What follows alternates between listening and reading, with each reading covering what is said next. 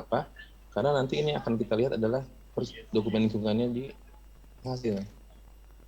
Ini kewajiban nanti di sini harus digarisbawahi bahwa penanggung jawabnya masih ada dalam hasil. Nah, kemudian untuk fasilitas pemanfaatan bisa apa saja, bisa bahan baku sebagai road base, untuk fertilizer juga bisa, untuk konstruksi, untuk semen. Intinya adalah standar produk, ya, standar yang bisa diacu.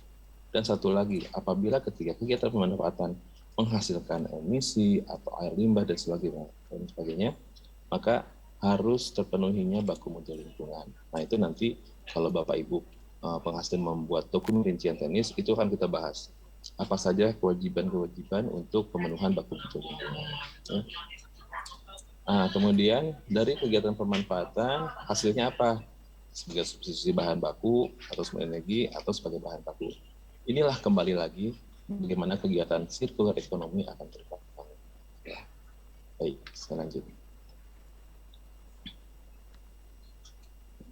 Nah, ini adalah bagaimana sih implementasinya rincian teknis atau persetujuan lingkungan yang harus dipenuhi oleh pemanfaat. Saya kasih contoh satu. Faba akan dimanfaatkan oleh pihak ketiga yang memiliki perizinan usaha, tadi sudah jelas. Tapi ini adalah sebagai limbah B3.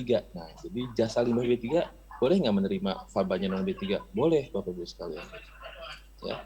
Mereka masih boleh menerima limbah non B3 untuk dikelola sebagai limbah B3, itu diperbolehkan. Tapi karena dia jasa pengelola limbah B3, apa yang harus dia miliki? Pertama harus punya persetujuan teknis. Itu sudah jelas karena dia sebagai limbah B3. Setelah persetujuan teknis keluar, ada juga yang namanya SLO, surat layak operasi. Ya, jadi ini harus diperhatikan oleh pihak penghasil. Ketika Bapak Ibu sekalian mau memanfaatkan limbahnya ke jasa pengelola limbah B3, harus dilihat apakah dia sudah punya Pertek atau SLO-nya. Yang kedua, dimanfaatkan oleh yang memiliki perizinan berusaha. Ya tadi, contohnya tadi yang Batako misalnya gitu. Nah ini cukup tadi saya sampaikan di depan, cukup memuat rincian teknis pemanfaatan di dokumen atau persetujuan lingkungannya. Ya. Tuh. Nanti kalau misalnya sudah termuat seperti itu, nanti teman-teman PLN ini misalnya mau menyerahkan ke apa namanya pitching plan misalnya, pitching plan. Nah, pitching plan itu dilihat perlinknya.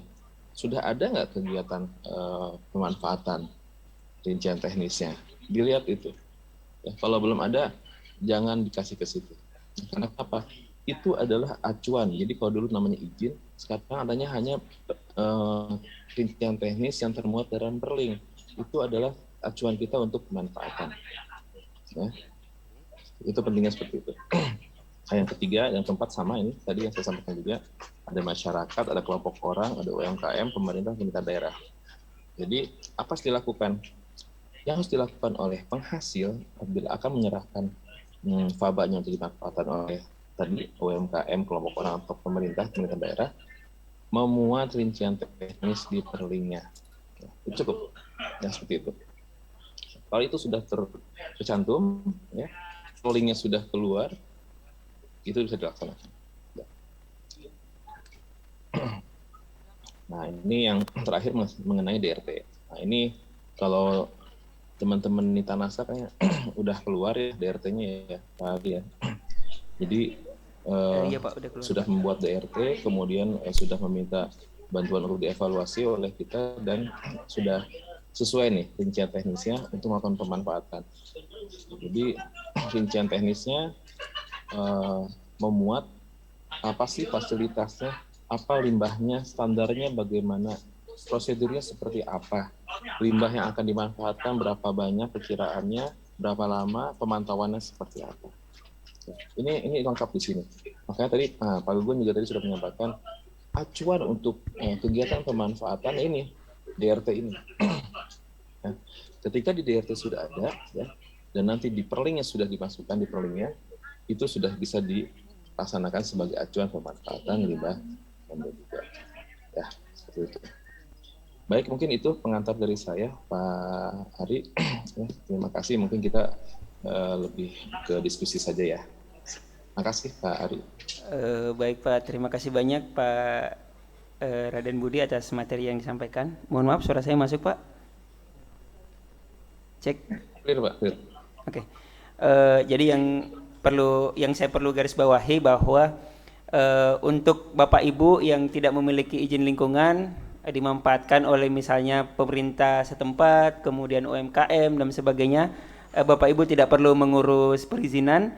Jadi cukup dituangkan dalam dokumen rincian teknis penghasil, dalam hal ini PLTU Nitanasa, maka Bapak Ibu bisa memanfaatkan. Itu yang pertama. Kemudian buat industri yang memiliki izin perizinan, nah itu harus menuangkan pemanfaatannya ke dalam dokumen lingkungan yang dimiliki oleh perusahaan atau pemanfaat. Seperti itu yang paling penting kita garis bawahi sebelum kita masuk ke diskusi. Nah, perlu saya sampaikan juga bahwa khusus untuk dokumen rincian teknis untuk pengelolaan fly ash dan bottom ash PLTU Nitanasa itu sudah terbit per 25 Februari tahun 2022. Jadi sudah ada, Bapak Ibu sekarang tinggal memanfaatkannya saja karena sudah legal untuk dimanfaatkan. Baik, mohon izin Pak Budi, saya buka sesi tanya jawab.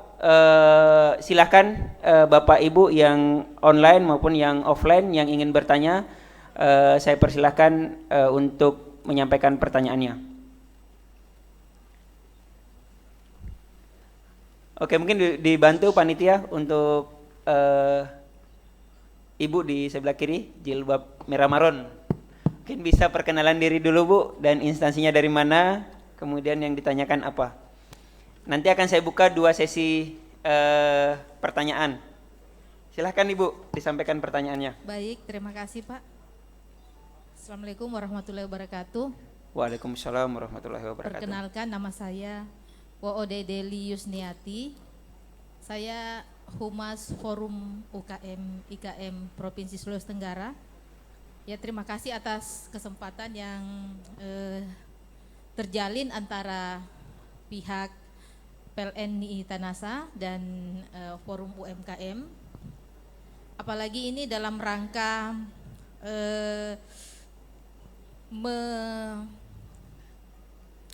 ini kita ibaratnya menyelamatkan bumi, dan PLN ini sudah menjadi motor penggerak dan semoga bisa ditiru oleh BUMN lainnya dalam rangka menangani limbah, utamanya limbah perusahaan sendiri ya. Baik Pak, ini saya lihat karena Forum UMKM itu juga sudah dilibatkan di dalam bermitra untuk menjadi pengawal FABA ini. Oleh sebab itu mungkin penting juga untuk kita juga mengawal dari segi teknis ya, bukan hanya non teknis tapi teknis juga. Saya kira kita sangat sangat menyambut apresiasi lah ya, bahwa sudah ada peluang untuk mengakses limbah tersebut untuk dijadikan material yang bernilai. Yang menjadi pertanyaan Pak, tadi sudah disebutkan oleh yang pertama bahwa FABA ini sebenarnya masih ada resiko berbahaya di dalamnya, sehingga perlu pendekatan atau perlu mungkin SOP bagaimana aturan penggunaan atau aturan takaran. Itu mungkin yang pertama Pak, yang perlu disosialisasikan, karena jangan sampai kita mau menyelamatkan di pihak yang lain tetapi tidak terselamatkan di proses yang berikutnya. Dalam artian ketika tidak diketahui proses aturan pakainya, ya ibaratnya minum obat itu kalau memang fungsinya untuk obat menyembuhkan, kalau overdosis juga bisa juga sakaratul maut. Ya. Jadi sosialisasi ini mungkin penting untuk dikawal oleh PLN, dan forum bersedia untuk senantiasa bermitra dengan PLN dalam rangka menjembatani dengan anggota forum. Jadi di anggota forum itu Pak ibaratnya mulai semut sampai gajah semua ada Pak. Jadi mulai dari pengusaha pengusaha permen sampai dengan pengusaha apa namanya konstruksi itu lengkap ya, ada di dalam anggota forum. Itu Pak yang pertama, penting untuk mensosialisasikan dan kami siap untuk mengawal itu.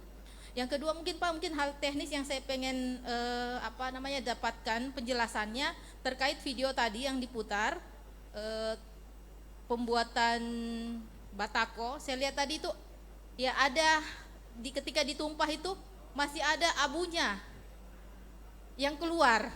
Nah itu mungkin teknis itu bagaimana Pak packagingnya dari akses ke lapangan, ke Nii Tanasa atau ke tempat pembuangan itu sampai ke rumah atau sampai ke tempat produsen kedua atau misalnya teman-teman forum yang akan mengelola itu bisa lebih terjaga. Dan juga mungkin pengetahuan tentang bagaimana packaging satu tadi, yang kedua ketika prosesnya itu bagaimana sehingga dia tidak mengeluarkan abu. Itu kan juga satu penyakit juga Pak. Saya kira itu mungkin dari kami. Terima kasih atas kesempatan ini. Billahi taufiq wal hidayah. Assalamualaikum warahmatullahi wabarakatuh. Waalaikumsalam warahmatullahi wabarakatuh. Izin Pak menambahkan. Boleh, silakan Pak. Bismillah, Assalamualaikum warahmatullahi wabarakatuh. Waalaikumsalam warahmatullahi wabarakatuh. Perkenalkan, saya Asraf Bapak dari Forum UKM IKM Provinsi Sulawesi Tenggara. Kebetulan kami menduduki di forum organisasi ini adalah sekretaris. Izin, menarik sekali kalau kita berbicara masalah faba, limbah yang dihasilkan oleh PLTU Nii Tanasa ini. Saya langsung saja dengan poin pertanyaan saya adalah, poin yang pertama, berapa banyak produksi yang dihasilkan oleh limbah faba Nii Tanasa ini untuk kemudian teman-teman UMKM itu sendiri bisa memanfaatkan. Jangan sampai jumlah produksi yang ada di lapangan kemudian yang ada di Nii Tanasa tidak sebanding dengan permintaan seperti itu. Kemudian yang kedua adalah, jujur tadi sudah disampaikan, silahkan ambil faba yang ada di Nii Tanasa, tapi dengan catatan ambil sendiri seperti itu. Kalau berbicara tentang ambil sendiri, peran dari UMKM untuk membantu atau bermitra dengan pihak PLN sendiri, saya sarankan bagaimana kemudian untuk melakukan semacam uji coba dari pihak PLN sendiri, mendrop kepada teman-teman UMKM untuk bisa menghasilkan sebuah bahan baku seperti dari faba, sehingga teman-teman yang forum UMKM atau UKM sendiri di dalam memproduksi di awal betul-betul menjiwai dari hasil produk sendiri. Maksud saya begini, ada semacam pilot project yang bisa diberikan oleh pihak PLN untuk teman-teman yang ingin berusaha seperti ini Pak, memanfaatkan faba ini. Nah oleh karena itu janganlah kemudian dibebani biaya, misalnya quote and quote saya bisa katakan adalah biaya pengangkutan di awal. Mungkin kita melakukan trial 1, 2 sampai 3 kali seperti itu. Kalaulah misalnya sudah bisa berjalan baru bisa mandiri. Atau bisa difikirkan hal-hal yang lain, misalnya dari keuntungan yang dihasilkan itu 1% atau 2% lah yang bisa diberikan kepada biaya angkut seperti itu Pak.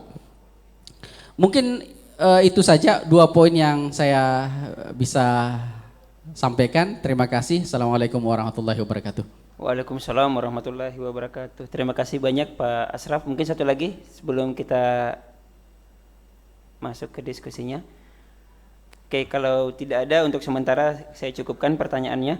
Mungkin yang perlu Pak Budi sampaikan Pak untuk tanggapi terkait tadi ada pertanyaan pertama Pak dari Ray terkait bagaimana keamanan pemanfaatan faba terhadap kesehatan. Ini pertanyaan di sesi pertama, tapi memang saya pending, mungkin menunggu Bapak nanti menjelaskan sebenarnya alasannya apa nih Pak KLHK mengeluarkan faba dari limbah B3 menjadi limbah non B3.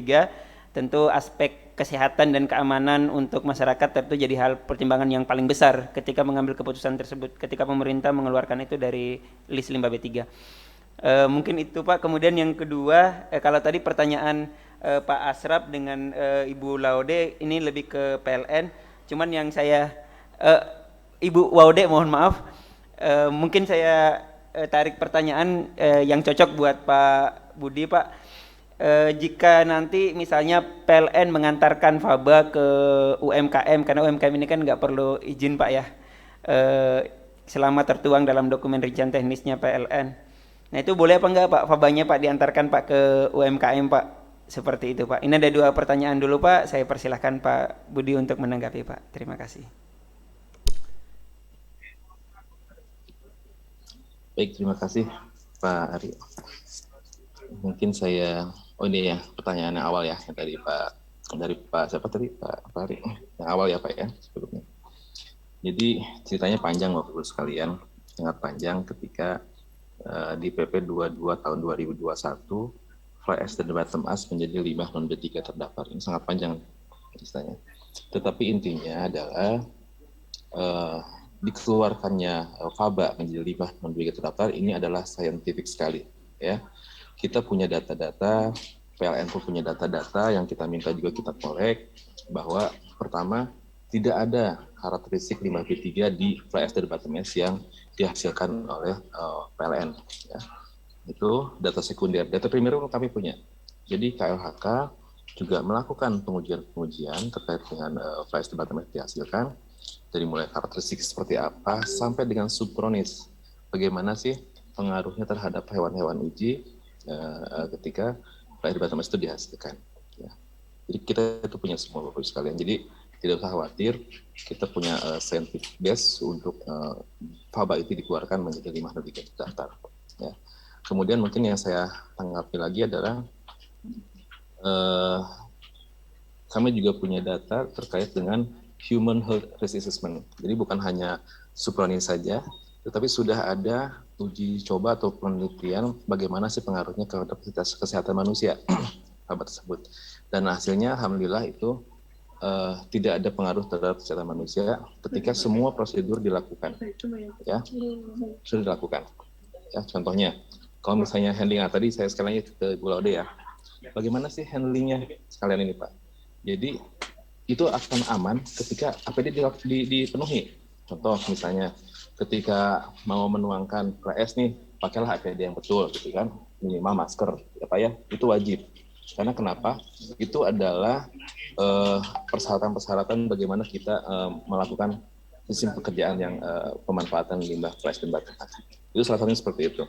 Nah, yang kedua, ya, yang tadi kembali lagi kesehatan manusia, tadi saya mengutip lagi dari Pak Gugun. Jadi ketika pemanfaatan sudah sesuai standar, itu sudah jelas diperbolehkan, ya, tidak ada masalah. Ya, jadi Bapak Ibu sudah tidak usah takut, tidak usah khawatir. Ketika itu sudah sesuai prosedur, sesuai dengan standar, sudah bisa diaplikasikan, insya Allah sudah aman. Ya, itu seperti itu. Yang kedua, terkait tadi Ibu Lode adalah saya menekankan di sini Bu, pihak-pihak PLN ketika melakukan pemanfaat harus ada standar operasional prosedur, harus ada SOP. Ya, SOP ini kita tekankan ketika pembuatan DRT, kita selalu bilang SOP-nya mana nih? Per kegiatan.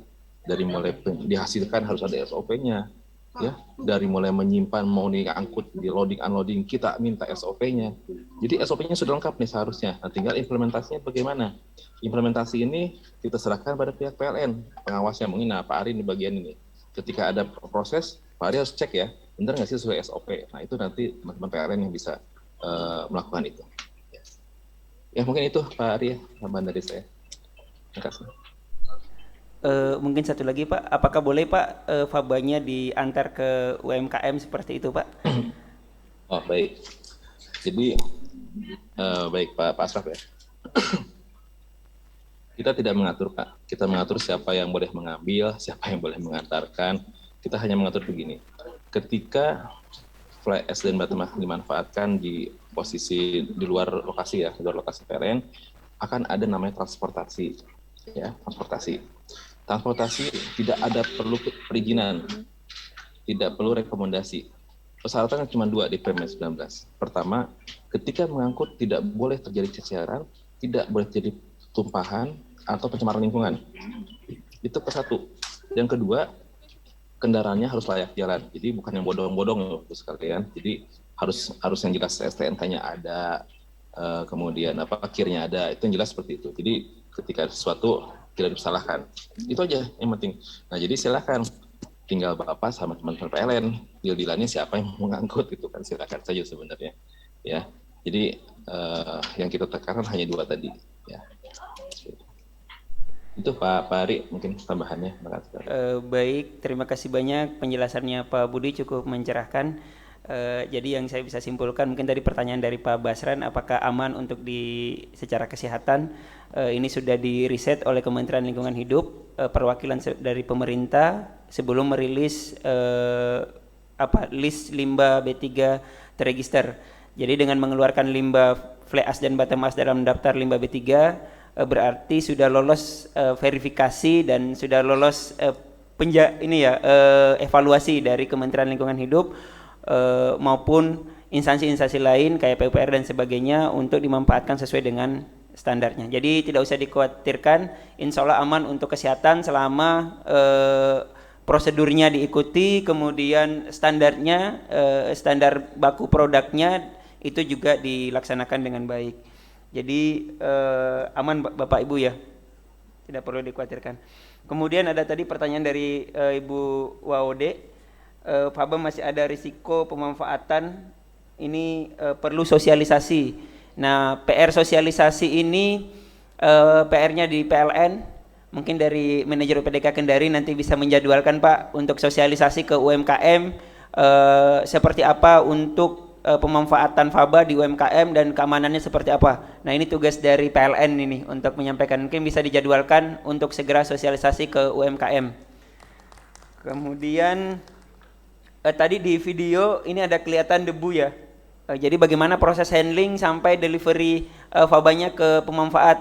Nah, silakan disampaikan SOP yang dituangkan dalam dokumen rincian teknis seperti apa sehingga pemanfaat dalam ini masyarakat dan industri merasa aman, maupun masyarakat yang dilewati pengangkutan fly ash dan bottom ash nanti merasa aman Faba ini sampai ke pemanfaat seperti itu. Mungkin ada yang bisa menyampaikan SOP-nya seperti apa, syarat-syarat teknis yang harus dipenuhi ketika mau melakukan handling fly ash dan bottom ash ke pemanfaat. Silakan Mas Humam. Cek. Terima kasih Pak Ari untuk waktunya. Dengan Ibu Waude Bu dari Forum UMKM ya. Terima kasih Bu atas pertanyaannya untuk kami. Yang pertama sendiri untuk handlingnya ya Bu seperti apa. Nah di tahun lalu di 2021 kami sudah ada pilot project gitu Bu. Nah di sini pilot projectnya kami bersama dengan UDESA Villa Blok. Nanti ada Pak Alam, nanti setelah mungkin di akhir acara Pak Alam akan memberikan bagaimana nih testimoni Pak Alam ini dalam memanfaatkan fly ash dan bottom ash ini gitu di tempat Pak Alam. Nah kemudian di tempat Pak Alam ini Pak Alam mencetaknya untuk menjadi batako, paving, itu contohnya ada di depan Bu untuk produk-produknya. Nah untuk UMKM sendiri untuk pengendaliannya bagaimana biar tidak berdebu seperti itu ya Bu. Nah dari kami sendiri karena UMKM itu kan tempatnya terbatas ya Bu. Nah kalau dari kami sendiri kalau SOP-nya sendiri nanti menggunakan jumbo bag di situ Bu untuk unloading Fabanya gitu. Dari jumbo bag ini kayak semacam tempat gitu, nah nanti Fabanya dimasukkan di situ gitu Bu, baru dibawa. Karena kita juga tahu sendiri di teman-teman UMKM sendiri juga gak mungkin untuk membuka tutup fly ash dan bottom ash-nya gitu kan Bu, kalau cuma ditaruh gitu aja. Jadi jumbo bag ini kayak kantong gitu tapi besar gitu Bu, bisa sampai 1 ton seperti itu Bu. Nah itu dari kami seperti itu untuk yang sekarang kami laksanakan seperti itu Bu. Ya, makasih. Tentu tidak diabaikan juga safety-nya Bu ya, harus pakai masker seperti tadi yang disampaikan oleh Pak Budi, pakai kacamata safety dan sebagainya untuk mengamankan orang-orang yang berkontak dengan fly ash dan bottom ash.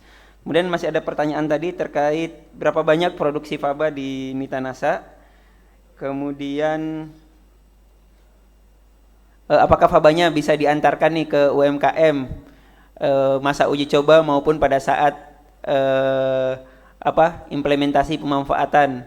Nah ini juga dari PLN silahkan dijawab dari UPDK Kendari, untuk tonase Faba yang dihasilkan berapa dan apakah bisa dimanfaatkan pengangkutannya itu difasilitasi dari PLN untuk mengangkat ke UMKM. Silahkan dari mungkin dari manajer Pak. Oh, dari Mas Humam. Oke, silakan Mas Humam, silakan disampaikan.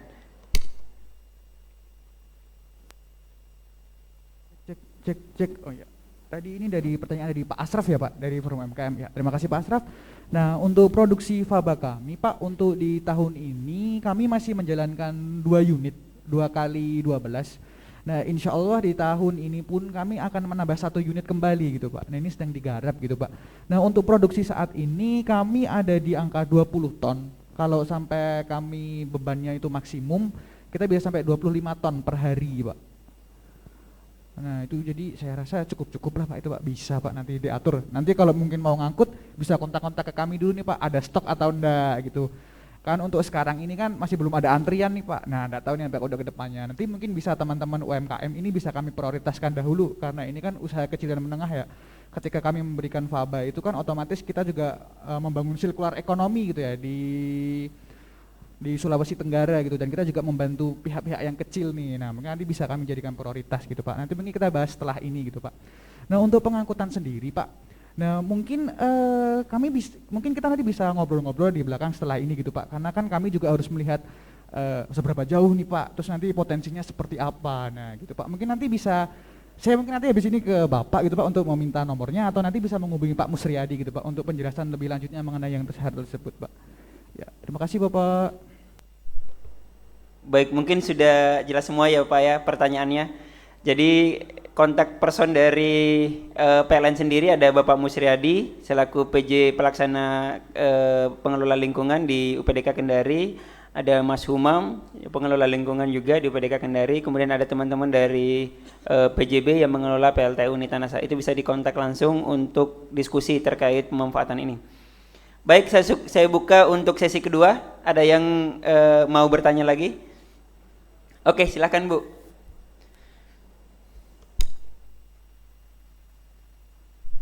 Mungkin bisa dibantu panitia untuk mikrofonnya. Ya, terima kasih. Bismillahirrahmanirrahim. Assalamualaikum warahmatullahi wabarakatuh. Perkenalkan, saya Ibu Nurman SIP, Kepala Desa Puwonua, Kecamatan Lalongga Sumeto. Singkat saja di sini Pak, yang saya ingin tanyakan, kebetulan kami ini akan membangun pasar desa. Jadi lokasinya itu di pinggir laut. Apakah bisa materialnya ini kami minta dari Paba atau dari bahan untuk timbunannya? Ya, apakah bisa itu Pak? Saya kira itu saja mungkin Pak pertanyaan saya, dan saya hiru wabillahi taufiq wal hidayah. Wassalamualaikum warahmatullahi wabarakatuh. Waalaikumsalam warahmatullahi wabarakatuh. Ini mungkin pertanyaannya singkat dan jelas Pak, dari Ibu Norman SIP, Kepala Desa Semetong Bu ya, mohon maaf kalau salah penyebutan. Pertanyaannya, beliau sedang menggarap pembangunan pasar desa di pinggir laut. Nah, apakah bisa memanfaatkan faba? Mungkin bisa disampaikan Pak risiko-risiko yang mungkin dihadapi ketika memanfaatkan faba di areal pantai atau laut. Ya silakan Pak Budi, mungkin bisa ada pengalaman atau sudut pandang yang perlu kami perhatikan ketika memanfaatkan hal tersebut. Silakan Pak Budi.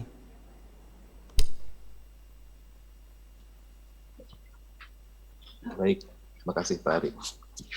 Terima kasih Bu Nurma ya, Bu Kades atas pertanyaannya. Jadi intinya begini Bu, ketika akan melakukan pemanfaatan, ya, pemanfaatan itu bisa dilakukan asalkan tadi kembali lagi pada standar ya Bu ya. Jadi kalau misalnya Ibu emang mau memanfaatkan sebagai pembangunan pasar desa, kita cari dulu nih. Pertama di DRT-nya teman-teman PLN sudah ada belum ya, untuk sebagai apa nih gitu. Karena kenapa? Ketika melakukan pemanfaatan tersebut harus mengacu pada dokumen yang sudah disusun ya Pak ya. Ketika itu tidak ada maka tidak bisa dilakukan ya Pak ya gitu. Tapi kalau misalnya sudah tercantum di situ, misalnya sudah akan merencanakan buat pembangunan pasar desa di situ ya Pak, di DRT Bapak, kemudian standarnya sudah tercantum, sudah ada, sudah jelas, maka itu sudah bisa dilakukan, silakan ya Pak ya. Jadi nanti tolong dicek teman-teman PLN DRT-nya sudah mencakup itu apa belum, Pak ya. Andai kata itu tidak mencakup, berarti itu tidak bisa dilakukan. Ya Pak Ari ya, Bu Numa ya, kondisi seperti itu. Karena kenapa? Nanti disalahin di PLN ketika mau memanfaatkan ke sana, mana acuan dokumennya nih? Ternyata tidak ada. Nah, itu akan menjadi temuan nantinya bahwa pelaksanaan pemanfaatan tidak tidak sesuai dengan prosedur yang ada, seperti itu. Ya Bu, jadi tolong nanti di teman-teman PLN yang bisa mengecek nanti kalau misalnya memang ada, silahkan Bu. Kalau misalnya memang tidak ada, silahkan PLN mau mencari standar yang apa yang ada, silahkan dicoba atau mau direvisi kembali, kita terbuka Pak Ari. Tapi tolong standarnya ada dulu nih, untuk apa nih pemanfaatan tersebut. Itu mungkin yang bisa saya sampaikan Pak Ari. Bu Nurma, terima kasih. Baik, terima kasih banyak Pak Budi. Jadi ini PR-nya nanti silahkan Bu, kita cross check sama-sama dokumen rincian teknis di PLN, apakah menuangkan itu apa tidak. Kalau tidak, nanti kami masukkan ke dalam dokumen rincian teknis dulu. Berarti kita menghadap Pak Budi dulu nih, dapat izin dulu, dapat restu dulu DRT-nya, baru kita bisa memanfaatkan seperti itu ya Bu ya.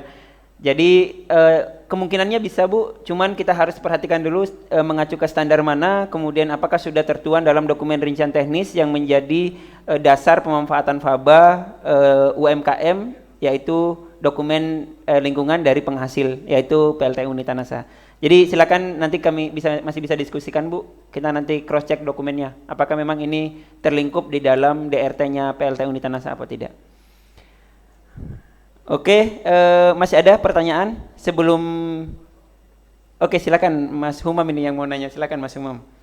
Assalamualaikum warahmatullahi wabarakatuh. Waalaikumsalam warahmatullahi wabarakatuh. Selamat sore Pak Budi. Pak, saya izin bertanya Pak. Ya, ini Pak. untuk bagaimana dengan teman-teman yang memiliki izin dokumen lingkungannya cek berbentuk SPPL seperti itu Pak. Apakah dia juga wajib menggunakan DRT atau tidak gitu Pak? Mengikuti bagian TPS LB3 ya Pak, untuk perizinannya kan untuk AMDAL dan UKL UPL wajib menggunakan RINTEK. Nah selanjutnya kalau izinnya hanya SPPL maka dia akan turun menjadi standar teknis. Dan apakah juga di DRT ini untuk pemanfaatan faba, apakah juga hal itu juga melingkup di situ atau bagaimana ini Pak? Terima kasih Pak Budi. Oke Pak, mungkin saya resume dulu Pak pertanyaannya dari Mas Humam. Jadi beliau menanyakan kurang clear Pak, mohon izin. Gimana Pak? Mohon maaf Pak, kurang jelas sampai suaranya. Diulang Pak, kurang clear tadi. Oh, oke siap Pak. Jadi yang ditanyakan Pak Humam Pak terkait kegiatan yang izinnya SPPL. Nah, seperti apa kalau dia mau memanfaatkan faba Pak? Apakah juga nyusun, mereka kan punya izin lingkungan berarti Pak ya, bentuknya SPPL. Nah, apakah mereka menuangkan dalam SPPL-nya bentuknya dokumen rincian teknis sama seperti yang memiliki dokumen UKL-UPL dan AMDAL atau seperti apa Pak? Nah, mohon pencerahannya Pak.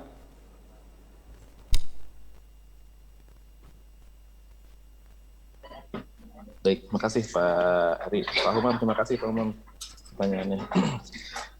Jadi kalau kita merujuk ke peraturannya Pak ya, peraturannya adalah perizinan berusaha Pak. Berusaha. Jadi perizinan berusaha berarti tidak mengenal itu adalah AMDA, apakah OPL atau SPPL, persis seperti itu. Jadi ketika mau melaksanakan pemanfaatan, ketika dia punya perizinan berusaha, maka harus terlingkup dalam persetujuan itu.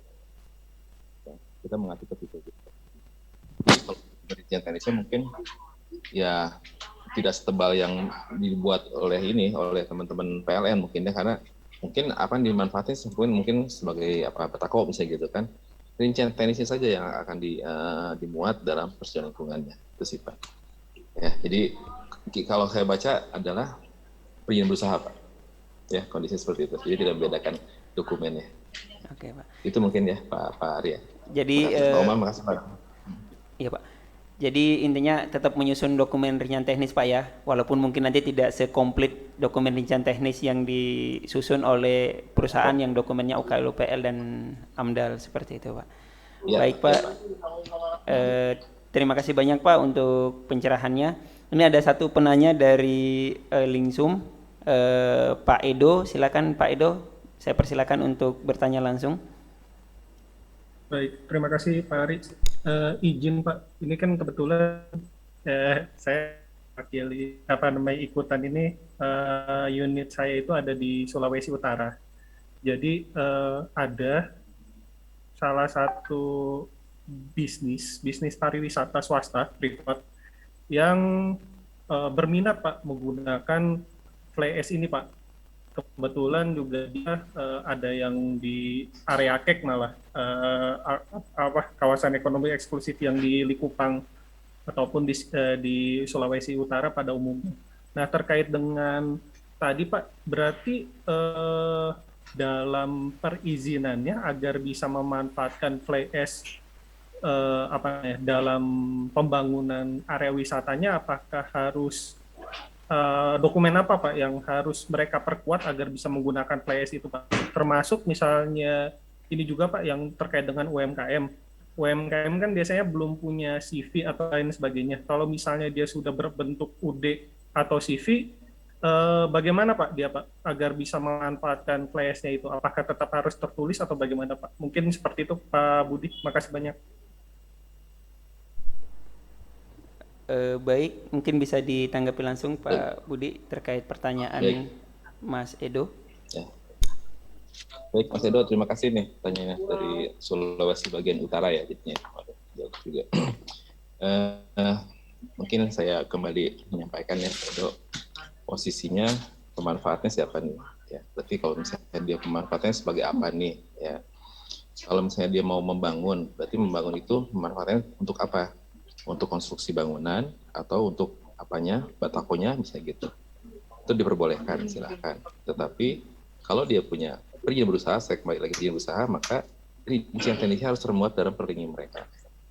Ya, jadi dia pemanfaatan di mana B3. Rinciannya di mana? Di persetujuan lingkungannya sih mereka yang akan memanfaatkan. Ya, tapi harus jelas dulu nih, manfaatinnya apa? Bukan hanya memanfaatin aja nih, dibuang kemana gitu, tidak boleh ya Pak ya.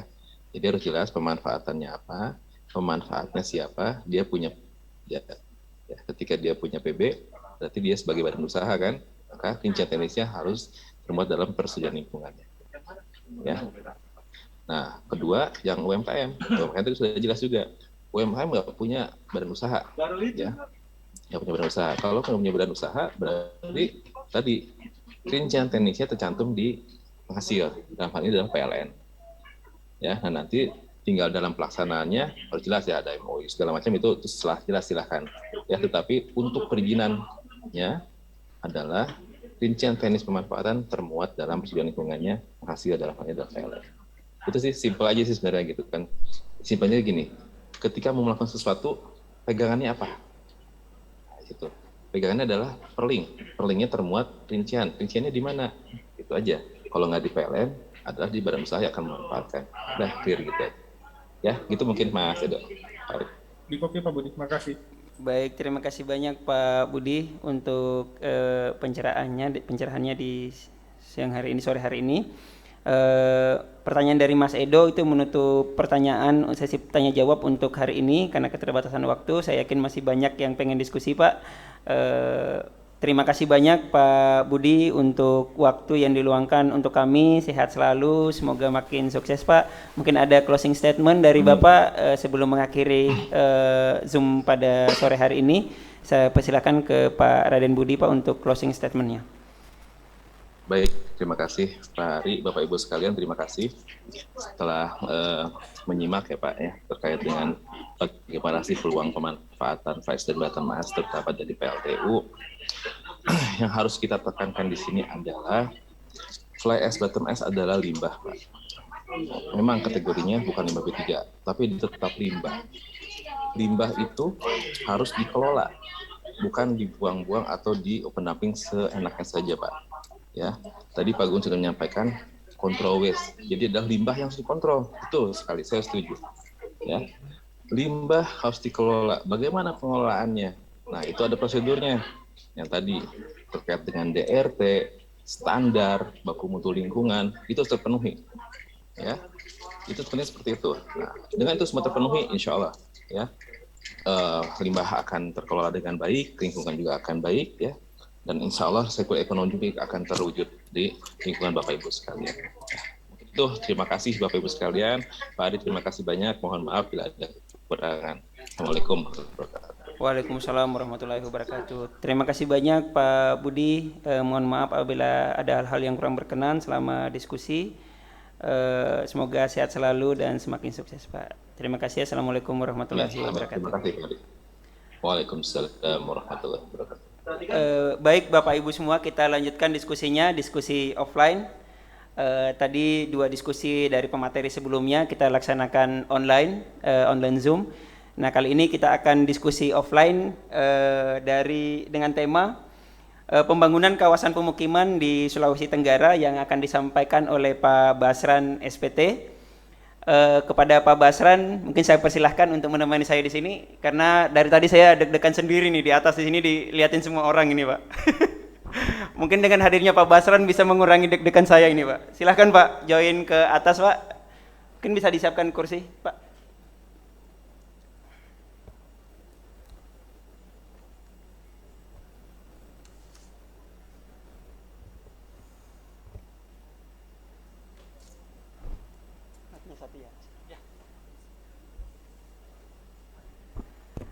Baik, sambil menunggu materi dari Pak Basran yang mau break untuk sholat, saya persilahkan Bapak Ibu. Saya bacakan sedikit biodata dari beliau. Jadi Pak Basran SPT, beliau saat ini adalah Ketua DPD RI Sulawesi Tenggara.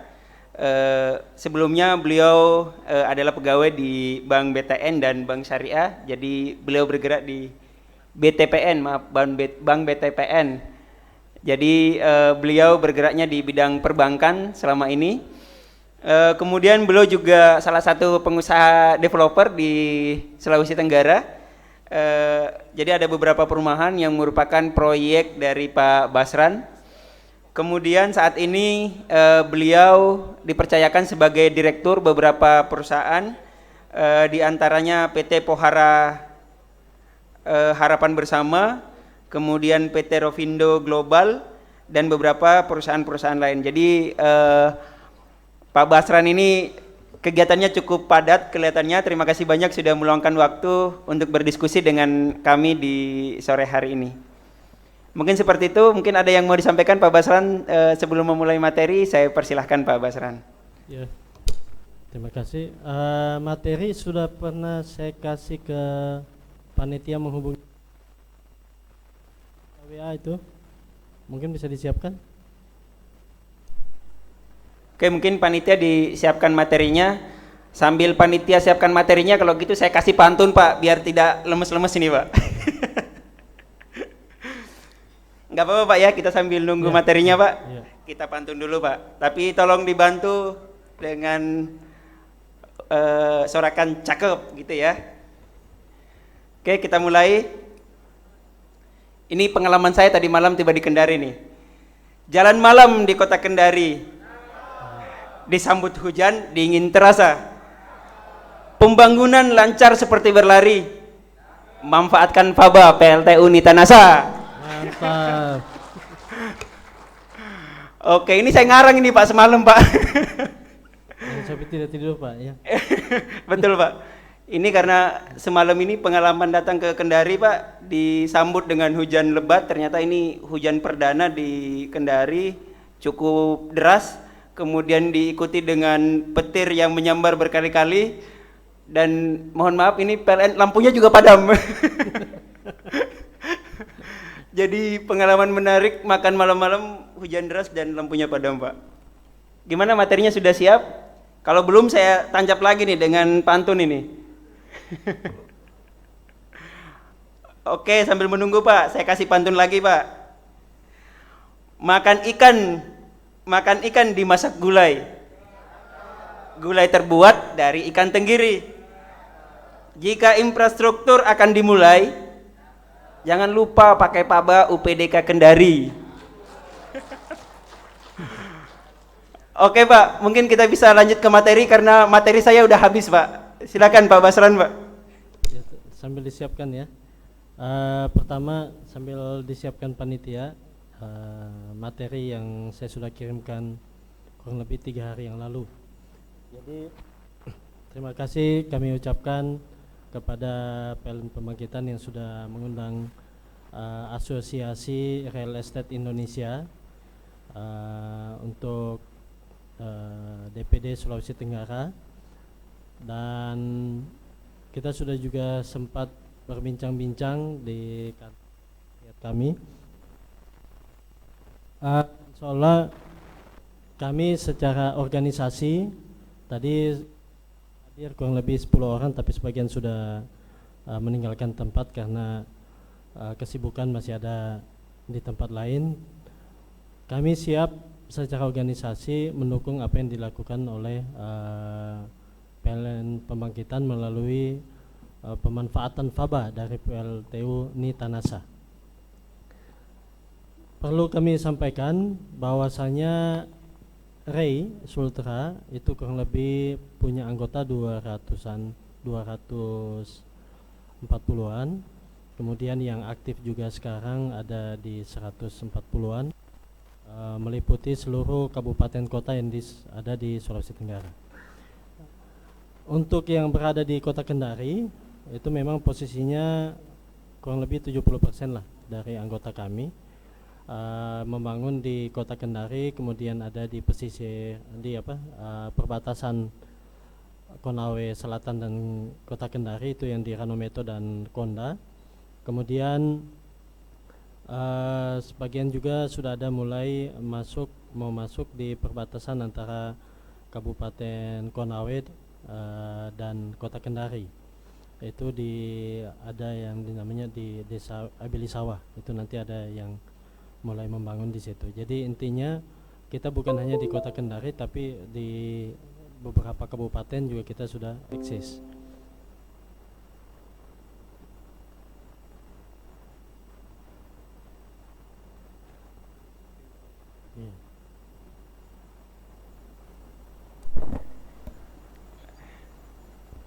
Mungkin sambil diskusi nih Pak, sambil menunggu materinya Pak.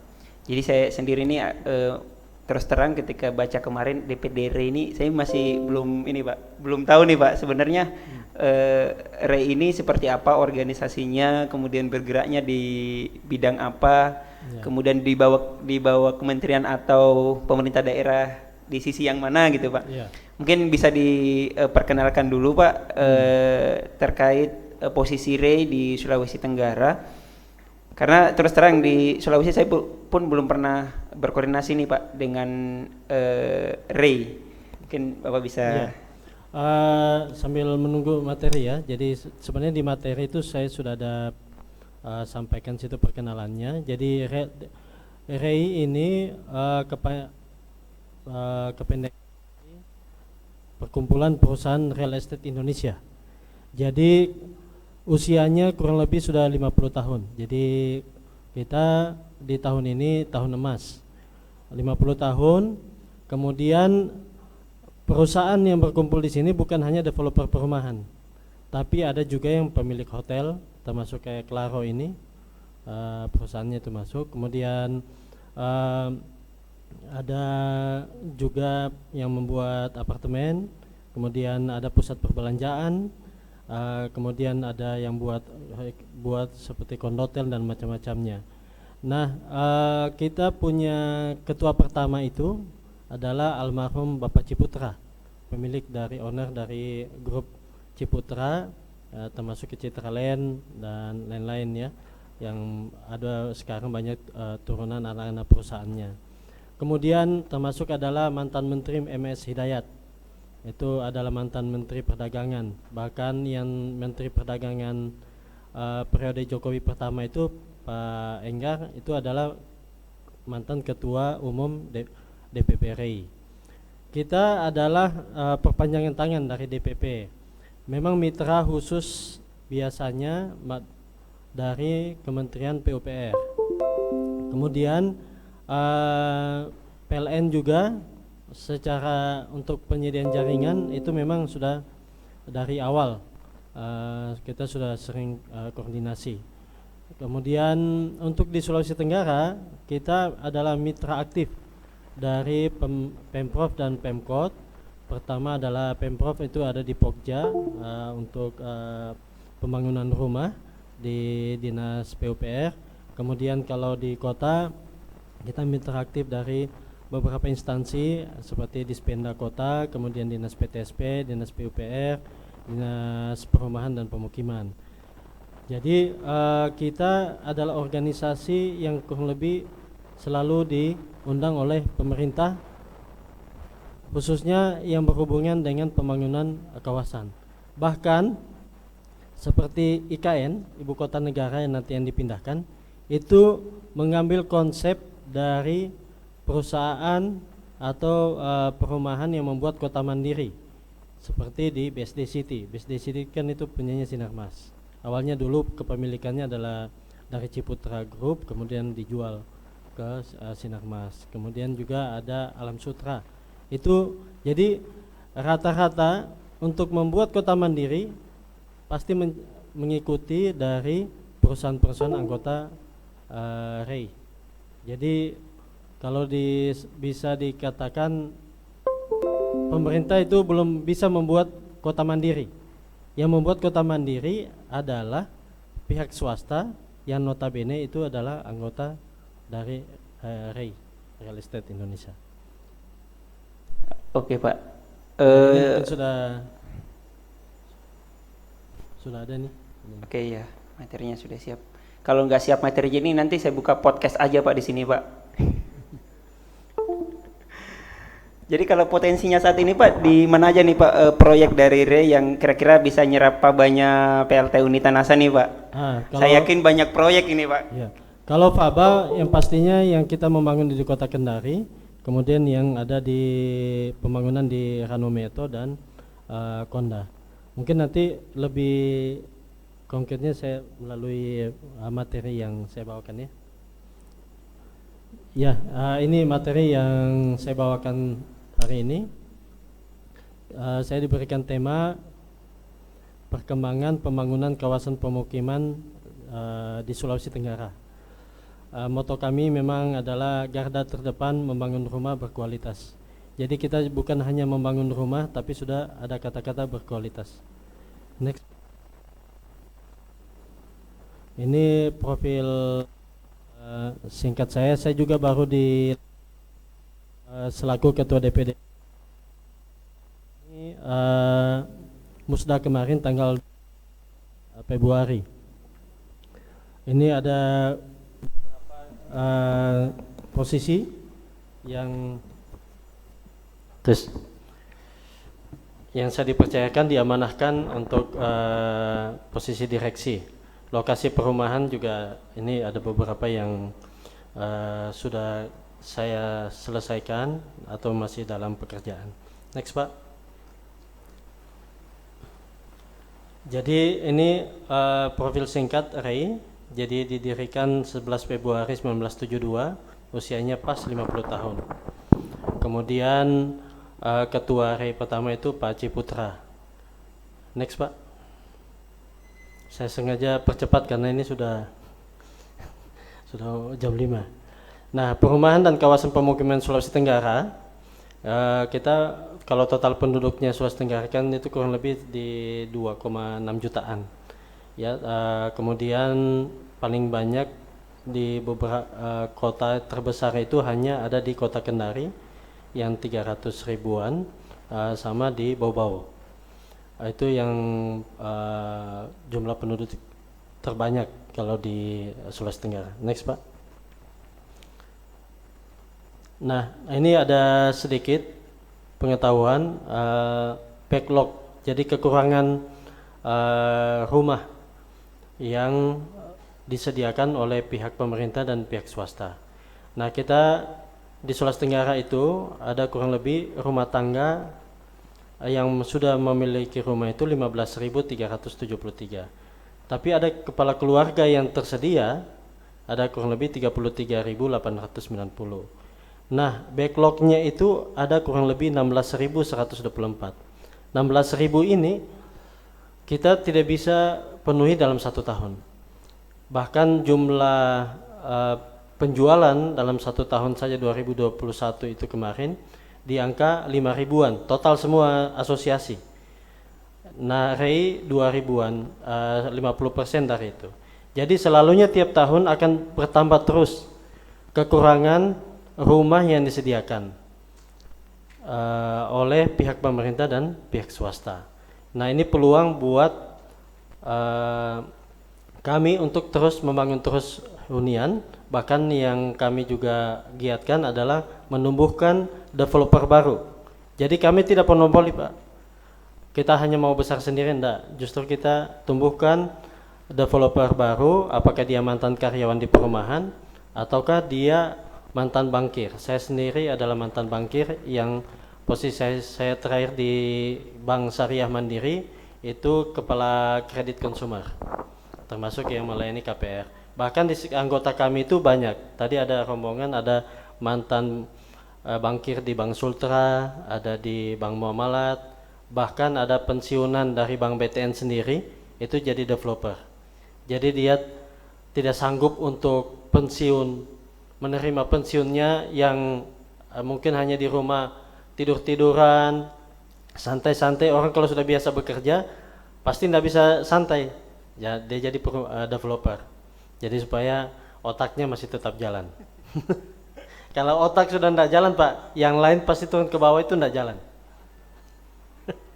Pasti ke bawahnya ke situ. Jadi kalau otak sudah tidak jalan, makin turun ke bawah itu sudah tidak jalan juga. Ya gitu. Tidak naik juga dia. Next, Pak. Kemudian ini rumah dan lingkungan. Rumah adalah kebutuhannya kita, tapi lingkungan itu lebih penting. Kami katakan di situ rumah berkualitas itu termasuk diantaranya fasum-fasosnya. Sekarang anggota REI itu rata-rata untuk jalannya itu minimal pengerasan. Pengerasannya juga yang base-nya bagus. Makanya begitu ada tawaran dari PLTU Nitanasa kemarin ke kantor Bu Dwi, kami sampaikan kami siap menampung, itu bisa kita jadikan sebagai base jalan. Dan alhamdulillah ada teman kami juga sudah gunakan itu di perumahan di Kelurahan Watulondo. Nah, itu kita lihat juga base jalannya jadi bagus. Jadi walaupun dia kena hujan, itu tingkat beceknya itu enggak sampai tergenang lah. Jadi dia terserap, terbuang, jadi biar hujan enggak ada becek-becek yang berarti lah, yang terlalu mengganggu perjalanan ke perumahan. Next, Pak.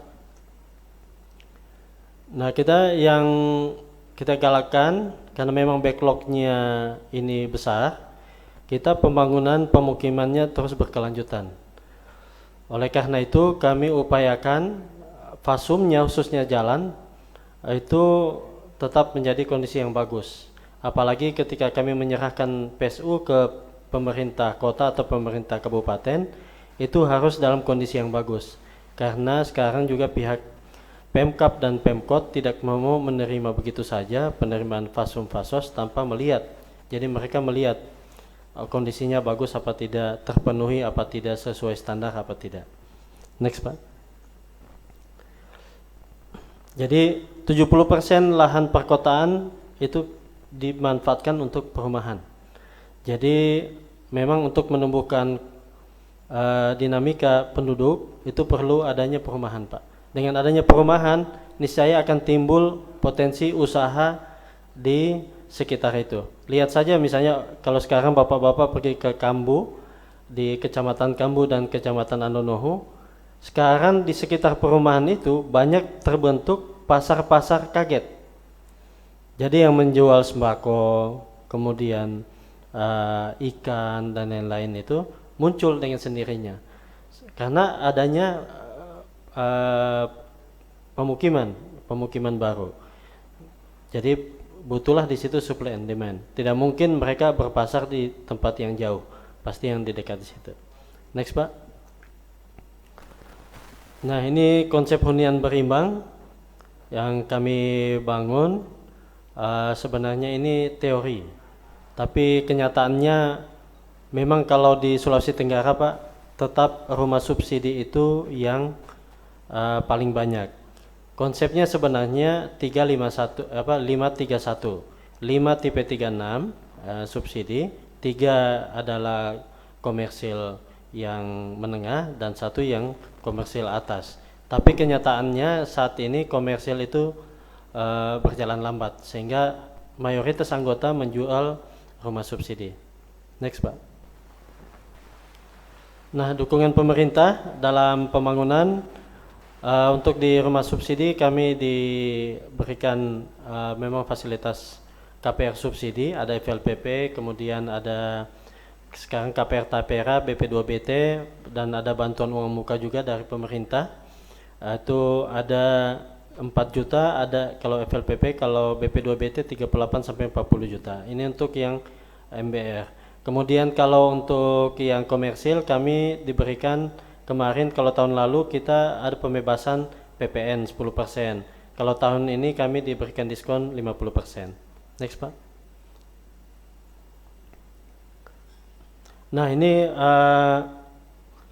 pembangunan kami untuk 2020 dan 2021. Ini bisa diakses di namanya di Sikumbang. Ini yang dikeluarkan oleh Kementerian PUPR. Bisa di search REI. Untuk di 2020 lokasi perumahan yang dibangun anggota REI itu ada 171. Di 2021 berkurang 66, tapi skalanya agak membesar. Kemudian total unit terdaftar 6.092 unit. Di tahun 2021 agak menurun 5.141. Unit terjual yang akad kredit realisasi 2020 4.657. Di 2021 menurun hampir kurang lebih setengahnya 2.447. Yang komersil ada peningkatan, kemudian tapi yang unit di bookingnya di 2021 itu lebih banyak. Kenapa menurun di 2021? Karena kami punya ada kendala dari pemerintah, yaitu terkait dana subsidi yang disediakan oleh pemerintah. Di bulan Oktober habis dananya dari pemerintah. Jadi di bulan November dan Desember akhirnya banyak anggota yang tidak bisa realisasi KPR. Nanti di bulan 1 baru mulai lagi berjalan. Jadi memang kuotanya kemarin itu di 2021 ya membuat inilah timpang cash flow dari teman-teman karena tiba-tiba diumumkan habis. Mungkin ada dipindahkan ke bidang lain atau apa, ya kita maklumi sendiri karena masih posisi pandemi. Next. Kemudian kalau dari BUMN khususnya PLN, ini alhamdulillah kalau di UP3 kami sudah sering komunikasi, bahkan pihak manajernya juga Pak Albert sama yang di bawah-bawahnya itu alhamdulillah bukan lagi sebagai mitra saya ketemu secara formal, tapi alhamdulillah kita sudah biasa ngopi-ngopi lah di luar. Jadi ketemu di luar kayak sudah teman dekat lah. Jadi ada kendala di jaringan, alhamdulillah kami dibantu dengan cepat. Next, Pak. Nah, kemudian ini ada tawaran dari pemanfaatan faba. Jadi saya awalnya dikirimkan brosur ini. Saya kiranya Batako paving block ini gratis. Ternyata yang diambil gratis ini adalah abu batubaranya ya, abu fabanya ini. Tapi karena memang saya sudah dapat juga kemarin disampaikan waktu ada info yang di Kolaka, sudah ada beberapa memang pakai juga dari PT Antam, limbah PT Antamnya itu yang sama juga faba seperti ini dimanfaatkan di rumah. Itu ternyata kurang lebih seperti pasir lah, jadi bisa dipakai untuk base jalan. Kemudian plester juga hanya campur dengan semen. Kemudian ada untuk cor beton itu bisa dipakai. Bahan pembuatan batako juga kita memang ada beberapa anggota punya mesin batako sendiri. Kemudian paving block juga ada yang memiliki mesin paving block sendiri. Jadi tadi teman-teman sampaikan kalau misalnya tadi sudah kami PKS, bisa dimudahkan bagi anggota kami untuk mengambil limbah pasir abunya ini.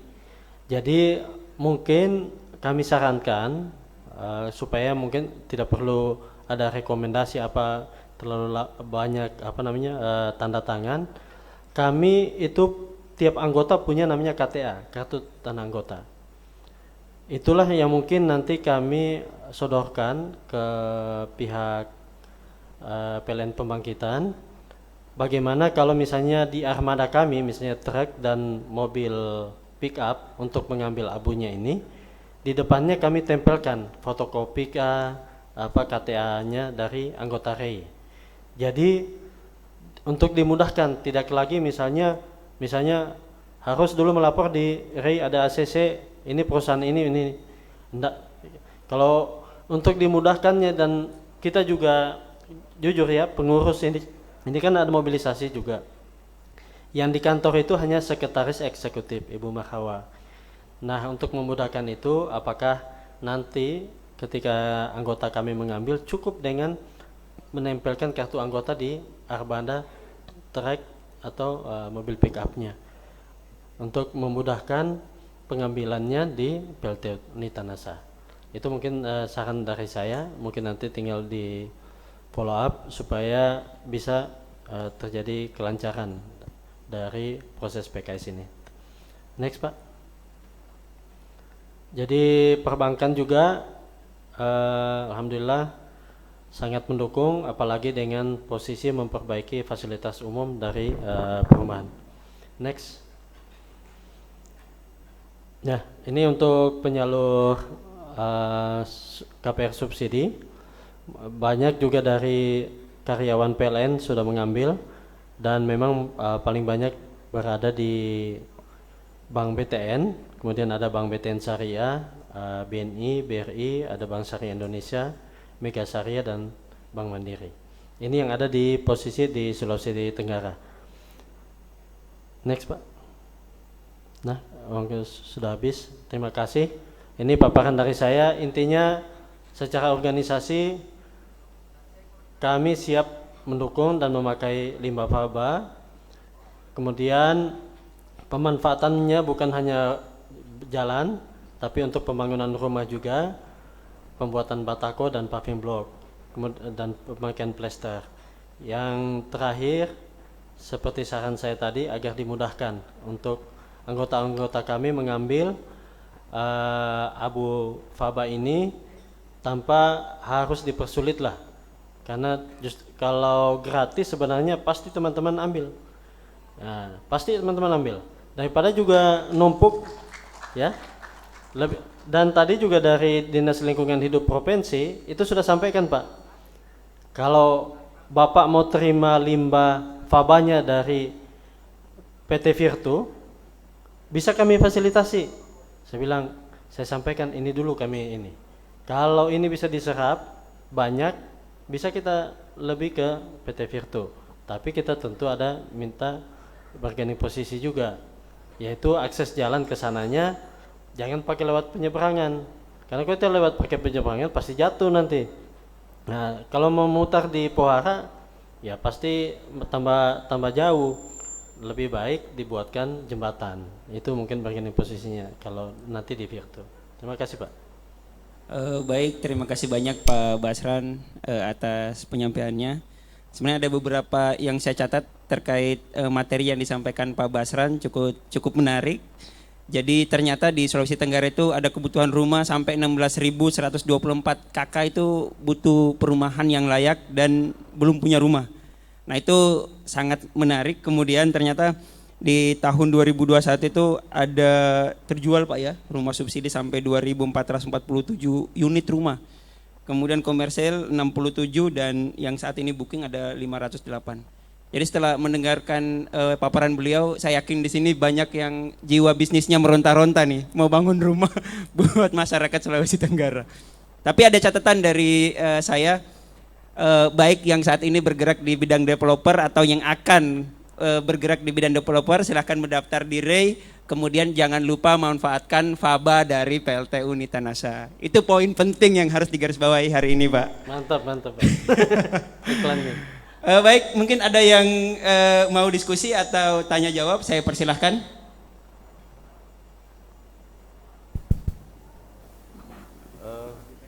Silahkan Pak Edal. Jangan sampai Pak Edal mau jadi pengusaha real estate ini di sini. Silakan Pak.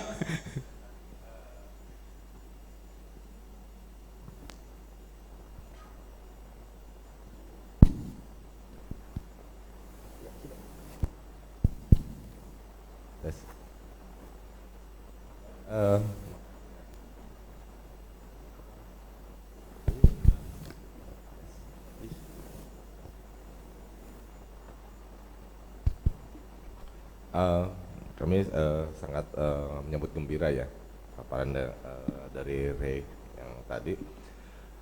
Terus tadi masalah apa ya, pengambilan ya untuk dimudahkan.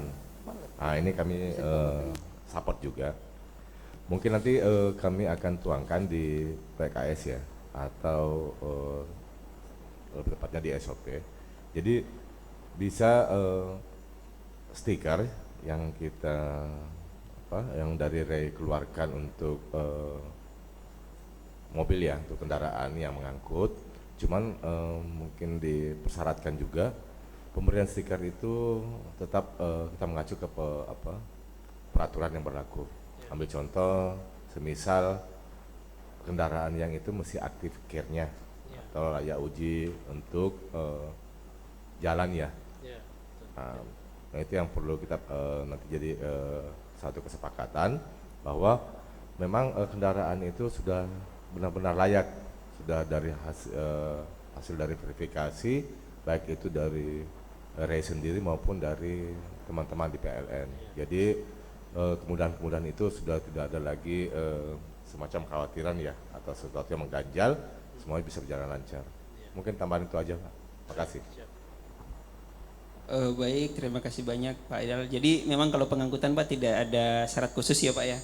Selama bisa menghindari ceceran, itu sudah bisa memenuhi kriteria untuk pengangkutan. Jadi menghindari ceceran yang mungkin terjadi ketika proses pengangkutan. Kalau syarat lain sebelumnya harus ada perizinan dan sebagainya, itu sudah tidak menjadi syarat di tahun ini setelah terbitnya peraturan baru. Tapi kalau untuk rekomendasi dari Kementerian Perhubungan, Dishub, itu memang standar ya Pak ya. Mengangkut apapun harus ada dari Dishub dan kelayakan mobil operasionalnya seperti itu. Oke, silakan ada lagi yang mau bertanya? Di belakang mungkin bisa dikasih mic.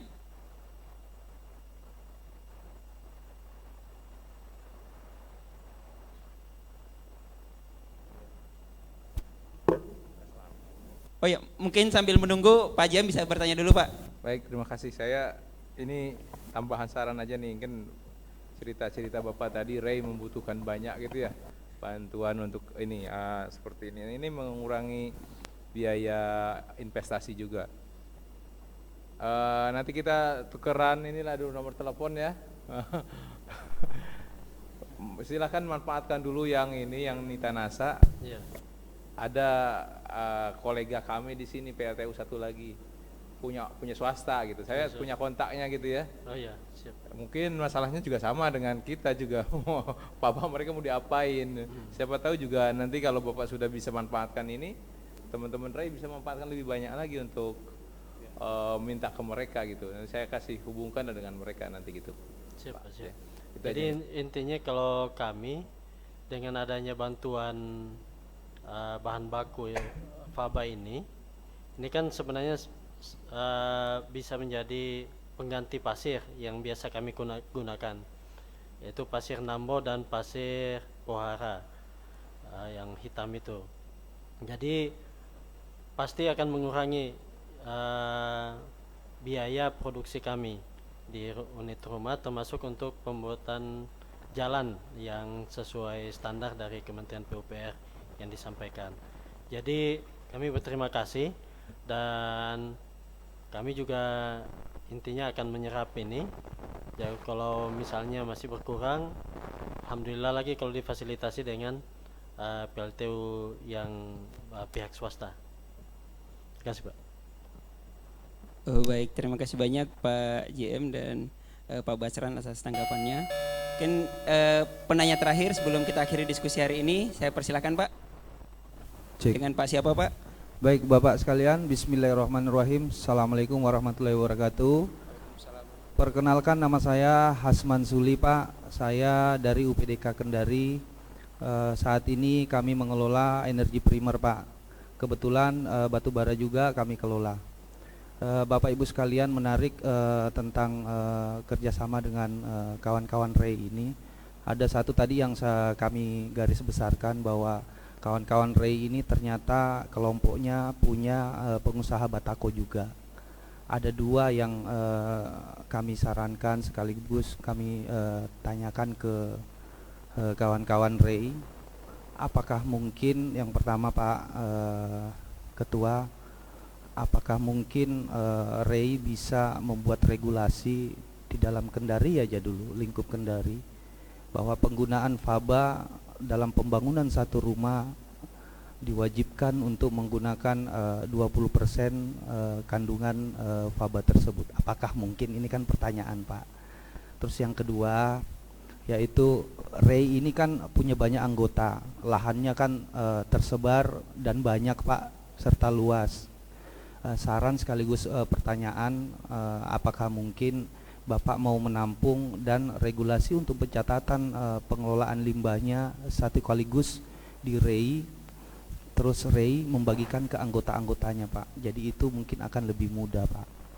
Nah, terus terkait dengan adanya anggota tadi yang punya usaha-usaha baik batako ataupun bata ringan Pak, atau paving block, mungkin dari satu kawasan itu yang dari PLN, dari kami ke Bapak, mungkin nanti Bapak yang istilahnya membagikan ke anggotanya. Mungkin itu sekaligus masukan ya, mungkin itu lebih cepat atau lebih mudah lah Pak. Terima kasih banyak Pak.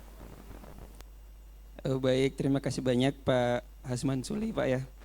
Jadi ada pertanyaan ini Pak, mungkin nggak sih Pak muncul terbit regulasi anggota REI harus memanfaatkan faba minimal 20% di setiap proyek infrastruktur atau bangunan rumah yang dikerjakan. Dan yang kedua, bisa bagaimana kalau administrasi itu terpusat ke REI, kemudian REI nanti mendistribusikan faba, karena kan memang ada administrasi nih Pak, kayak pencatatan ketika pengambilan. Nah itu secara regulasi memang tetap diwajibkan bahwa kita harus mencatat ini diserahkan ke siapa, pemanfaatnya di mana dan sebagainya. Nah mungkin agar tidak jadi persoalan nanti di pelaporannya PLN, mungkin bisa terpusat di REI, nanti REI yang mendistribusikan ke anggota-anggota yang memanfaatkan faba. Oke, silakan Pak ditanggapi Pak. Ya. Terkait regulasi yang 20% pemanfaatan faba, kami jujur saja untuk menetapkan itu memang kayaknya susah. Tapi selalu kalau kami itu memberikan namanya dulu contoh pemanfaatan. Saya berikan ilustrasi waktu di 2020 pemanfaatan batako itu dan di anggota REI itu sedikit sekali. Kami beri contoh pemakaian batako dan produknya juga bagus, bisa lebih bagus dari bata merah. Alhamdulillah, posisi sampai sekarang banyak anggota REI bahkan yang termasuk perusahaan besar yang membangun sampai di atas 300 unit itu memakai batako. Tidak lagi ketergantungan kepada bata merah. Jadi kita memang memberikan kembali contoh bahwasanya batako yang kita pakai itu ada kualitas sesuai dengan Kementerian PUPR. Nah termasuk nanti ini yang kita pakai limbah faba, karena kita lihat kualitasnya juga bagus, peresannya juga bagus, apalagi sudah diberikan komposisi yang bagus. Tadi saya tanya-tanya sudah ada komposisi, jadi kita mengikuti komposisi itu. Itu yang pertama. Yang kemudian kedua, masalah pencatatan. Jadi memang pencatatannya itu dari anggota yang mau mengambil di PLTU Nitanasa, kami akan catatkan melalui sekretariat kami. Ada di jam hari kerja ada Ibu Marhawa, kemudian Wakil Ketua Bidang Rumah Sederhana Pak Ardi juga hadir, ada Sekretaris Pak Danang, itu nanti mereka yang kurang lebih mencatatkan. Dari situ nanti kita suatu saat ada lagi acara dari PLN, kami bisa sampaikan bahwasanya serapannya kami itu sudah sekian kubik. Jadi kubikasinya kita sudah bisa menghitung. Sehingga kita harapkan nanti makin terpakainya di tahun ini, makin banyak dipakai, pasti insya Allah di tahun kedepannya makin banyak yang pakai. Kita asumsinya begitu, karena kalau sudah perusahaan-perusahaan besar yang pakai, maka yang kecil-kecil ini akan juga pakai, karena mereka berpikir mereka bisa pakai Batako, bisa pakai jalannya dari Abu Faba, ternyata bagus penjualannya, bagus produksinya. Kan pasti produksi itu karena ditunjang dari penjualan. Nah, ya kalau dengan adanya seperti itu, kita memberikan contoh yang baik, insya Allah bisa terpakai, sehingga nanti administrasinya dan datanya akan terkumpul di satu tempat, yaitu di Sekretariat DPD RI Sulawesi Tenggara. Itu Pak yang bisa saya sampaikan. Baik Pak, terima kasih banyak Pak. Baik, dengan berakhirnya pertanyaan tadi, kita akhiri diskusi untuk materi pada sore hari ini. Mungkin ada closing statement Pak sebelum menutup presentasinya, saya persilakan Pak. Ya, terima kasih kepada PLN Pemangkitan, khususnya PLTU Nitanasa,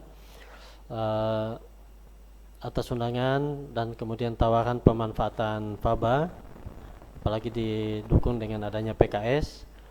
Insya Allah kita akan memanfaatkan Abu Faba ini untuk pembangunan kawasan perumahan yang dikelola oleh anggota DPD RI Sulawesi Tenggara. Itu yang pertama. Yang kedua lagi, karena kualitasnya dan bahkan bahannya ini dari PLN, maka seyogyanya karyawan PLN juga mengambil rumah atau KPR, ambil unitnya di perumahan anggota RI Sulawesi Tenggara. Bagaimana caranya? Jadi gini, bisa cek masuk di namanya Sireng, ya, PUPR. Kalau masuk di Google, ketik namanya Sireng. Nah, di situ ditulis nama perusahaannya. Misalnya ambil ada namanya perumahan, misalnya Tapalosa Tunggala. Cari nama PT-nya, PT Tapalosa, berarti Tapalosa. Ketik di situ Tapalosa. Nama perumahan, cek dia anggota RI apa tidak. Kalau anggota RI Pak, insya Allah kualitasnya bagus. Tapi kalau di luar dari RI masih meragukan. Nah, buktinya yang PLN undang adalah RI, bukan asosiasi yang lain. Jadi oleh karena itu, jadi yang hadir di sini atau mungkin nanti disampaikan ke karyawan PLN yang lain, bahkan sampai yang jasa yang di pihak ketiga kan, kontraktor dari PLN itu bisa mengambil. Nggak usah takut, karyawan kontrak itu dilayani. Karyawan kontrak itu dilayani, bisa dapat rumah. Bagaimana caranya? Itu nanti dikelola oleh perusahaan anggota RI. Bisa dapat KPR. Karena perbankan itu memberikan lampu hijau untuk karyawan kontrak. Jadi itu closing statement dari saya Pak. Terima kasih. Baik, terima kasih banyak Pak Basran. Mungkin bisa aplaus dulu buat Pak Basran. Jadi sangat menarik diskusi kita sore ini, sepertinya banyak mengandung iklan. Tapi iklan itu yang menjadi sinergi pemanfaatan fly ash dan bottom ash untuk pembangunan di Provinsi Sulawesi Tenggara. Jadi tadi Ray mengiklankan rumah, kita mengiklankan Faba. Ini memang sama-sama iklan ini. Baik, dengan berakhirnya materi pada sore hari ini, mungkin Bapak masih bersedia menemani saya di sini sampai kita beralih ke acara selanjutnya. Jadi saya cukupkan juga untuk diskusi kita di sore hari ini. Saya sampaikan mohon maaf atas segala hal yang kurang berkenan selama diskusi. Mudah-mudahan apa yang kita diskusikan pada sore hari ini bisa bermanfaat dan bisa menunjang sinergi antara perusahaan dalam dan UMKM serta masyarakat dalam membangun Provinsi Sulawesi Tenggara. Sebelum saya serahkan ke MC, saya mau pantun dulu. Ini pantun terakhir saya. Tebar salam, tebarlah kasih. Kasih dirajut, saudara sebangsa. Cakep. Kami ucapkan banyak terima kasih. Cakep. Untuk hadir dalam diskusi bersama hari ini. Terima kasih. Assalamualaikum warahmatullahi wabarakatuh. Waalaikumsalam warahmatullahi wabarakatuh.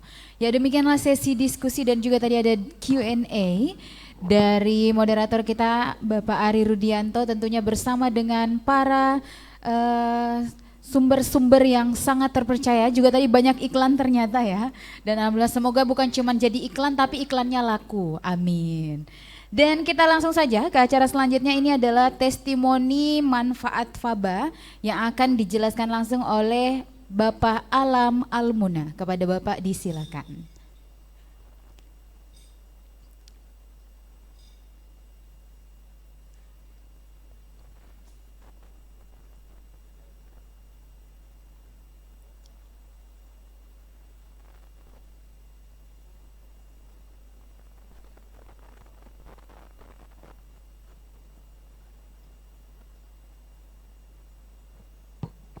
Cek cek.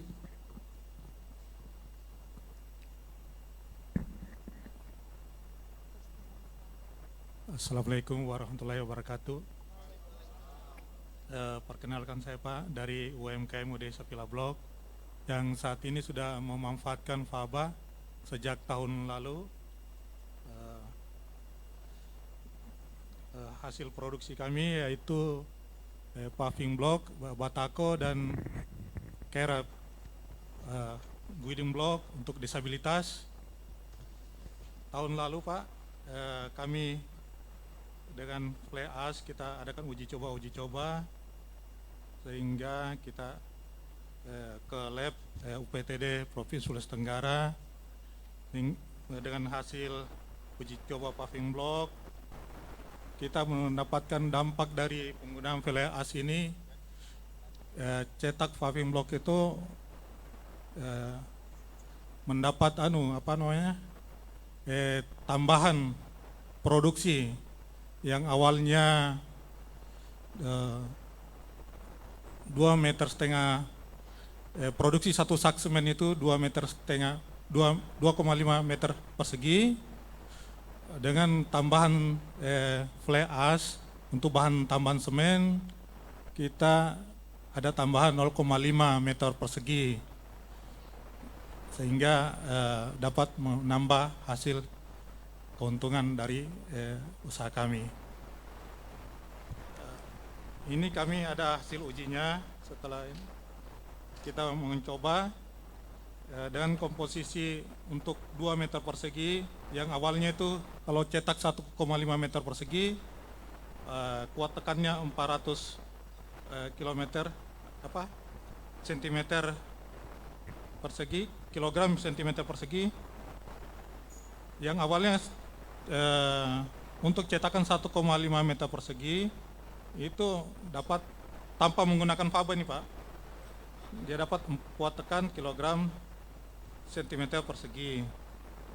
Dengan menggunakan faba kita naikkan 0,5 jadi 2 meter persegi. Dia dapat hasil 407 kg sentimeter persegi. Begitu selanjutnya dengan untuk 3 meter persegi dan 3,5 meter persegi. Dengan hasil ini tahun lalu kami sudah memproduksi paving block karena tahun lalu itu cukup banyak permintaan dari pihak perumahan sendiri dan proyek-proyek jalan lingkungan, termasuk proyek kotaku yang ada di Kolaka bagian Pemala, itu di daerah Tonggoni, Pundoho. Tahun lalu kita memproduksi paving itu sampai dengan 30.000 meter persegi karena kapasitas produksi kami itu satu hari 250 meter persegi. Batako sendiri tidak bisa kita hitung, kayaknya kalau satu hari kan kita produksi sampai 3.000, jadi setiap 15.000 kita hentikan sesuai dengan permintaan karena kan lokasi kita di pabrik agak terbatas Pak. Sebenarnya faba ini Pak sudah lama saya lirik Pak, sejak tahun 2016 ketika teman-teman dari UPTD Provinsi mengadakan uji coba faba di tempat kami, terus saya lihat cukup bagus hasilnya, batakonya itu halus, batakonya halus, saya pikir ini batako tanpa diplester bisa langsung diaci, cukup bagus. Terus lebih ringan dari batako biasa, sehingga dia tidak membebani struktur, mengurangi beban struktur fondasi, semacam itu Pak. Nanti kebetulan ketemu dengan Pak dari pihak PLN, Pak Hasman dan Pak Musriyadi. Alhamdulillah ketemu Bapak dapat menambah sedikit keuntungan kita dengan adanya fly ash yang tadinya mungkin dapat keuntungan 20.000 bisa dapat 25.000. Ya, kira-kira Pak.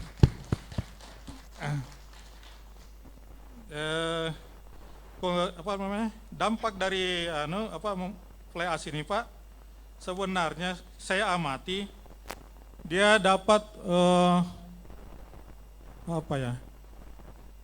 mengurangi suhu semen, mereduksi ketika paving block itu ditumpuk, dia dapat mengurangi suhu semen. Yang sebelumnya tidak pakai faba, kalau ditumpuk dia biasanya di tengah itu ada yang hancur-hancur Pak, ada yang pecah. Dengan faba alhamdulillah dengan siram yang maksimal dia bisa padat, sehingga tidak ada yang rusak. Setelah itu dia juga bahan pengisi filler. Jadi pori-pori semen yang akibat pasir yang kasar bisa terisi dengan faba tadi, fly ash, karena dia butirannya halus Pak. Pada umur maksimum dia bisa lebih padat. Terus ini kami juga lagi sementara pemantauan terus Pak terhadap paving block kami yang sudah terpasang.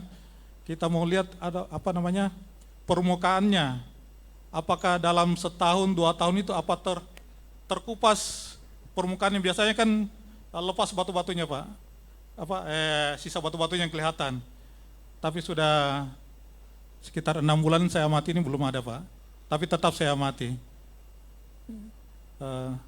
Demikian Pak dampak dari faba yang kami gunakan Pak. Terima kasih. Assalamualaikum warahmatullahi wabarakatuh. Waalaikumsalam warahmatullahi wabarakatuh. Seharusnya tadi mungkin Bapaknya presentasinya di samping barangnya langsung ya. Jadi biar testimoninya itu nyata, bisa dilihat yang mana yang pakai faba dan mana yang bukan. Atau ini semua hasil faba Pak? Oh iya, jadi nanti buat Bapak Ibu tamu undangan yang kami hormati yang mau melihat langsung real dari pemanfaatan faba ini bisa langsung di sebelah kiri saya, ada di sudut sana. Tadi sudah di-shoot juga oleh kameramen kita, mungkin bisa sudah dilihat dari jauh, tapi yang mau menyentuh mungkin bisa sebentar langsung. Mohon maaf Pak, saya lanjutkan lagi. Tadi sudah tahun ini kebetulan saya juga tambah mesin Pak, dikasih inspirasi dengan Pak Musriyadi terkait batu bata menggunakan faba. Kebetulan saya sudah ada mesinnya. Insya Allah mungkin bulan-bulan Mei ini sudah kita uji coba lagi. Terima kasih. Mudah-mudahan dari Ketua Rey bisa melirik ini hasil produk kami. Terima kasih. Lagi-lagi iklan ya. Oh ya, ada tanggapan ini gimana Bapak? Bapaknya mau turun atau di atas dulu ya? Boleh? 2 menit Bapak. Tes. Assalamualaikum warahmatullahi wabarakatuh. Yang kami mau tanyakan, kalau untuk harga dari produk-produk yang Bapak tawarkan itu bisa dijelaskan Pak, supaya mungkin kami bisa pertimbangkan. Ya, Waalaikumsalam warahmatullahi wabarakatuh. Waalaikumsalam. Baik Pak, sebenarnya dari segi harga Pak, harusnya tahun ini kita itu sudah ada naik harga, karena harga semen naik Pak. Tapi alhamdulillah karena dibantu dengan fly ash faba, kita belum goyang, masih tetap. Karena ada kelebihan tadi 0,5. kadang-kadang teman-teman yang cetak lain bertanya, Pak, berapa harga Bapak sudah naik tidak? Ya kalau saya Pak mengikut Bapak aja dulu. Tapi kalau orang beli, kadang kita masih pikir-pikir teman-teman yang beli Pak. Untuk harganya Pak bisa mungkin. Kalau paving block itu Pak, dari tahun lalu itu harga paving untuk tebal 6 itu 75. Teman-teman sudah jual 80 saat ini. Karena kenaikan semen sekarang sampai 7.000 Pak. Dari harga distributor kita ambil 63, sekarang sudah 70. Batakonya sendiri, ada teman kemarin juga minta kalau bisa di harga 4.000 dengan menggunakan faba. Saya bilang nanti kita coba Pak, kita tes lagi harganya. Kalau paving blocknya itu dia kena ke berapa Pak? Hasil uji kami Pak, ini dari UPC, kita sudah siapkan komposisi tergantung permintaan Pak. Untuk yang volume cetak 3 meter persegi itu 268, harusnya biasanya K300, tapi sekarang kita sudah dapat komposisi yang baru Pak. Kita tambah sedikit agregat, karena dia ini butiran faba kan terlalu halus Pak, pengisi dia.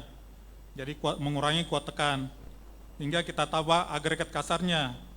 Terus fabanya kita naikkan jadi 50 kilo. Dia dapat sampai lebih dari K300 Pak. Ya, karena kami tetap berkoordinasi terus dengan minta petunjuk dari pihak lab provinsi. Kalau untuk batakonya ini sudah berjalan berapa tahun Pak? Saya kalau bisnis batako Pak sejak 2010. Itu pun masih mesin tongkang-tongkang Pak, mesin manual kayak yang di PLTU Nitasa. Mesin saya waktu itu masih itu Pak. Tapi sekarang alhamdulillah sudah mesin produksi, mesin semi otomatis Pak. Sudah. Sehari batako bisa produksi berapa biji? Saya satu mesin itu cetak batako sekitar 3.000 biji Pak. Paving block itu 250 meter persegi atau 11.000 biji, karena 1 meter perseginya itu 44. Batakonya sehari bisa produksi berapa biji Pak? 3.000 Pak. 3.000 biji? Iya. Kalau batako ini sendiri Pak, kita pasarkan, pengembang belum ada yang ambil Pak, kecuali yang pemilik rumah, yang beten-beten untuk nambah sambung-sambung untuk sementara ini. Kalau pengembang biasanya minta dikredit Pak, terus terang saja. Oh ya, mungkin nanti bisa lanjut di belakang ya Bapak ya. Waktu kita sudah mau maghrib ini Bapak, jadi sekali lagi terima kasih banyak untuk pertanyaannya. Jadi mohon kepada Bapak untuk, kami mohon untuk foto bersama dengan manajer PLN UPDK Kendari dan juga GM PLN Sulawesi. Kami persilakan Bapak.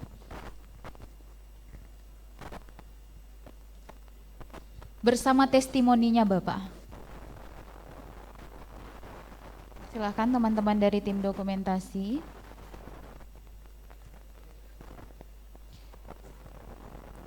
Ya ini sambil foto. Jadi tadi banyak mengandung iklan ya, ternyata bukan cuma minyak aja yang naik, semen pun naik. Jadi nanti kalau mau tawar-menawar silakan langsung ke Bapak Alam. Pasti banyak, setelah ini banyak yang akan menyerang Bapak ini. Siap-siap aja Bapak.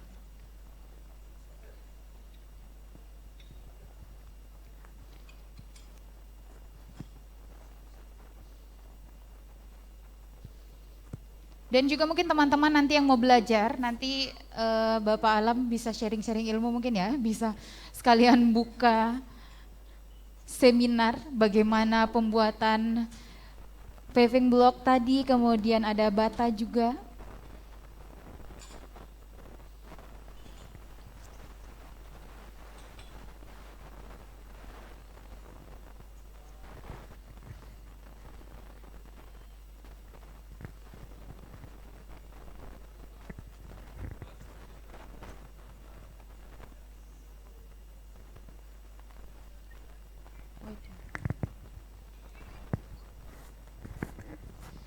Ya sekali lagi terima kasih banyak kami ucapkan kepada Bapak Alam Almuna selaku yang sudah menciptakan ya, yang sudah memperlihatkan kita testimoni dari pemanfaatan faba ini secara langsung di hadapan kita semua. Jadi ini jauh-jauh hadir loh dari pabriknya. Dan saya juga penasaran tadi Pak Musriyadi itu yang mana ya? Oh gimana? Oh ini ya ternyata ya. Yang selalu disebutkan tadi ya, katanya mesinnya itu dari Bapak, oh berarti dari PLN ternyata ya.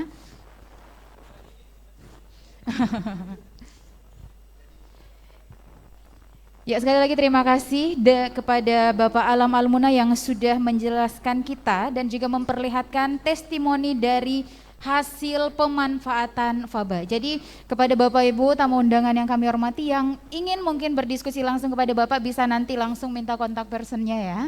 Jadi untuk sesi hari ini saya pikir cukup. Sekali lagi terima kasih banyak kepada semua pihak yang sudah membantu terselenggaranya dan suksesnya sosialisasi potensi kerjasama pemanfaatan faba hari ini dengan tema Sinergi Pemanfaatan Fly Ash and Bottom Ash Limbah Abu Batubara untuk Pembangunan di Provinsi Sulawesi Tenggara. Kali lagi berikan tepuk tangan yang meriah untuk acara kita hari ini. Alhamdulillah acara kita berlangsung dengan lancar dan tanpa halangan satu apapun, alhamdulillah. Dan tentunya sekali lagi kami mohon maaf juga atas segala kekurangan. Saya Iradi Pradasari, terima kasih sudah mempercayakan saya untuk memandu acara hari ini. Lebih dan kurangnya mohon dimaafkan. Wassalamualaikum warahmatullahi wabarakatuh.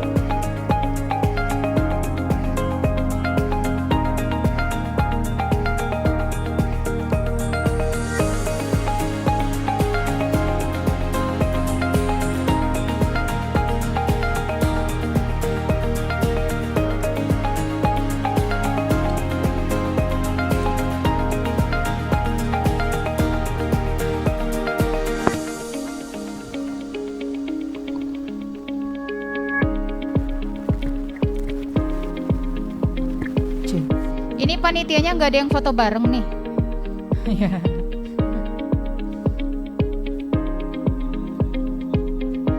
Ya, boleh diangkat dulu mejanya. Kita langsung foto bareng dulu seluruh panitia dan juga narasumber.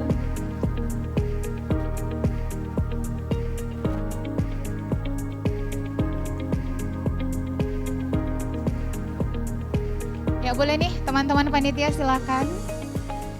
Dari PLN yang sudah hadir untuk foto bersama.